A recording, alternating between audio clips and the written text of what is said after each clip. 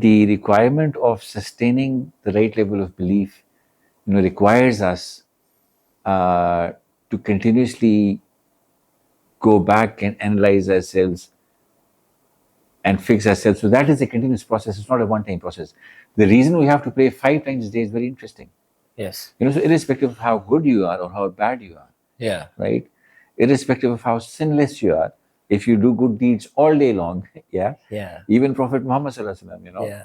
So everybody is required to pray 5 times. This is very interesting. Yes. So you pray, the first prayer that you do is as soon as you get up early in the morning, Yeah. right?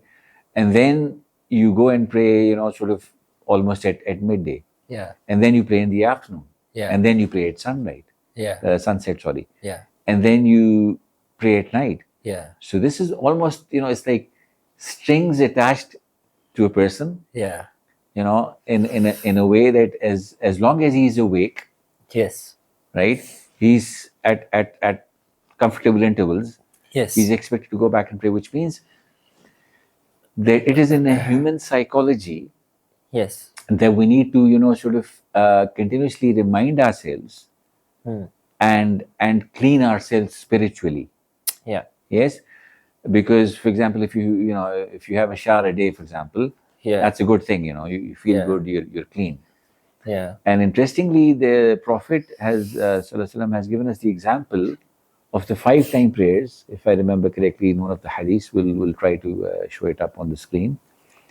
Is a person who prays 5 times a day is like somebody who's got a house, next to a stream or a river or lake, and he sort of cleans himself 5 times a day. Wow.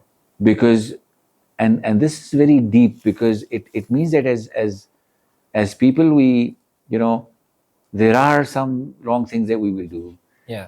Because of the lives that we live, there are things which will happen which will sort of take our belief, up or down. Yeah. And so for us to, just like we need to eat and drink. Yeah. For, And we constantly get distracted. So we constantly get distracted. Yeah. So there is a requirement to go back and revert and have that conversation and ask for guidance and ask for forgiveness 5 times a day. yeah. Yeah. And and similarly, reading the Quran is also a big one. Yeah. Yeah. So it's incredibly important that we take the time Yes. to actually read the Quran regularly.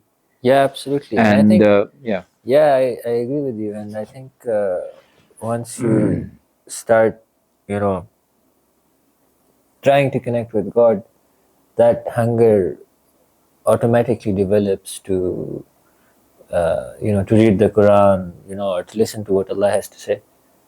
So, yeah. And but if interestingly enough, I think if we go back to the time of Prophet Muhammad Sallallahu Alaihi Wasallam, we begin to get a sense of, if a person is regularly reading and understanding the Quran, Yeah. and he's also sort of memorized it, Yeah. then these are not two separate activities. So, for example, the Prophet Muhammad Sallallahu Alaihi Wasallam, he used to read the Quran within his prayers, within his salah, especially the night prayers, the tahajjud prayers. If I remember correctly, there's a very famous hadith where he was praying at home and somebody joined him, and Yeah. he recited Surah Baqarah and then Surah Al Imran. Yeah. And the Sahabi on the side was, Yeah. it's difficult. It's not easy. Yeah. So I think the ideal is getting to a point where, if we can understand the Arabic of it, the language of it, and then if we're able to, if we can memorize it, that is absolutely wonderful. So I think the best possible format is, sort of reciting the Quran within the prayers. Yeah. But obviously, if a lot of us may not be able to do it, but then of course that means that we should, pick up the book. Yeah, and, absolutely, completely, and read it. Yeah, absolutely. It's like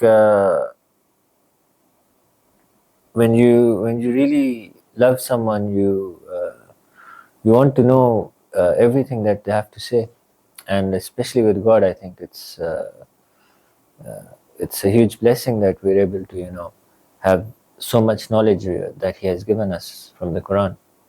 Yeah, yeah. Good. Anything else we have to discuss? We call it a day? Yeah. Good.